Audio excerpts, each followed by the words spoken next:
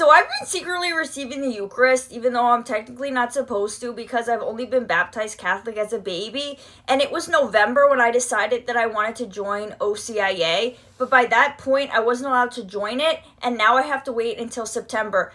So I've mostly been secretly receiving it because I feel as though it's unfair that I'm not allowed to.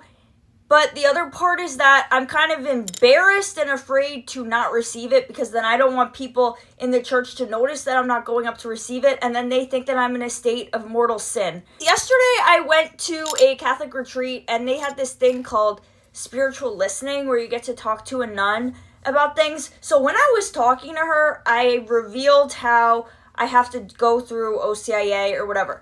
So since I had outed myself, when it was then time to have mass and then for people to go up to receive the Eucharist, right? I was like, well, now I'm obviously not allowed to go up and get it because I had outed myself. So when it was my row's turn, I just got up and I moved back to the side and I let the guy that was in my row go, and he kind of was like, oh. Anyways, he went, and then after I sat back down, I noticed that the other guy that was in my row, he didn't get up either. And so I was just like, okay, whatever. I guess it's not that big of a deal, and nothing bad happened, and yeah.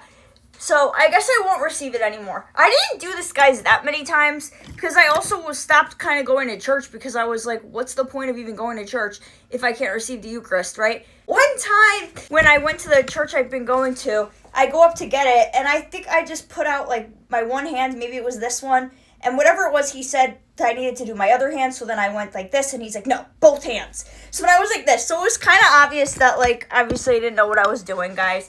Also, though, I would go to church sometimes with the intention of not going up to receive the Eucharist, but then I would be like, oh, I want it, and so then I would get up and go, and also, like I said, because I was scared, I'm like, well, then they're going to judge me and think I'm in mortal sin. I feel as though I know about the powers of the Eucharist because that's why I wanted to join the Catholic Church as opposed to just staying in the Protestant church I was going to.